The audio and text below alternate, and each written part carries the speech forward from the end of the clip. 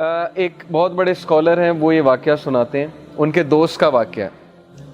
وہ پہلے ہندو تھا وہ شخص، اور اس کے بعد اس نے اسلام قبول کیا۔ اب اسلام قبول اس نے کیسے کیا، سٹوری بڑی انٹرسٹنگ ہے، اور اسلام بہت بڑی نعمت ہے۔ تو وہ کہتے ہیں کہ اگر میری زندگی میں یہ حادثہ نہ ہوتا تو میں اسلام سے متعارف بھی نہ ہوتا کبھی۔ حادثہ یہ ہوا کہ MBBS کی تیاری کر رہے تھے وہ، اور دبا کے انہوں نے تیاری کی، ہندو تھے، اور he wanted to get into the top medicine college of USA میں ٹاپ میڈیسن کے کالج میں جانا چاہتے ہیں۔ اب جب انٹری ٹیسٹ وغیرہ دیا اور ایگزامز ہوئے تو فیل ہو گئے، اس میں کلیئر نہیں کر پائے اور MBBS میں نہیں جا سکے۔ اب آپ لوگ اس سے ریلیٹ کر پائیں گے کہ بہت سے لوگ انجینئرنگ میں جانا چاہتے ہیں، MBBS میں جانا چاہتے ہیں، ان کا ایک گول ہوتا ہے، اس گول کے مطابق ظاہر ہے کہ وہ محنت کرتے ہیں، اور اگر وہ گول اچیو ہو جائے تو وہ خوش ہوتے ہیں، اگر وہ گول نہ اچیو ہو تو پھر نیچرل ہے، تھوڑی بہت ڈپریشن ہوتی ہے، تھوڑی بہت وری آتی ہے، انگزائٹی آتی ہے، وہ نیچرل ہے، فطری ہے، ہم انسان ہیں۔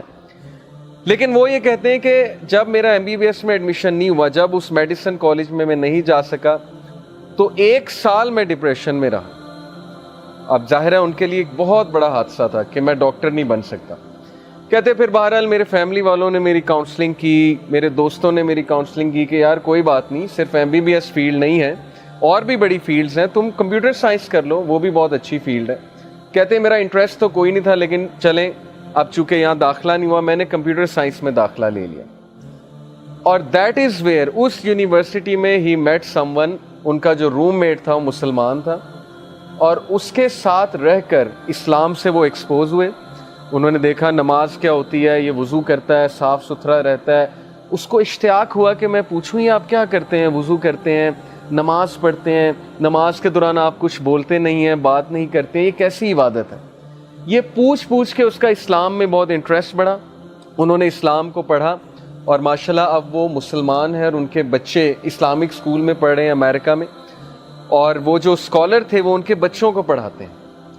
تو انہوں نے ایک دن انہیں پوری اپنی زندگی کی ایک کہانی سنائی کہ اگر میری زندگی میں فیلئر نہ آیا ہوتا، اگر MBBS میں فیل نہ ہوا ہوتا اور میں کمپیوٹر سائنس کرنے اس کالج میں نہ جاتا، تو میں کبھی اس مسلمان سے نہ ملتا، اسلام نہ دیکھتا، اور آج میرے بچے مسلمان نہ ہوتے۔ تو یہ واقعہ میں نے آپ لوگوں کو اس لیے سنایا کہ ہمیں اللہ تعالیٰ پہ ٹرسٹ ہونا چاہیے۔ زندگی میں اتنا چھوٹا ویژن نہیں ہونا چاہیے کہ میری زندگی میں ایک حادثہ آ گیا تو زندگی ختم ہو گئی، یا فلانی جگہ ایڈمیشن نہیں ہوا تو بس اب میں فیل ہو گیا۔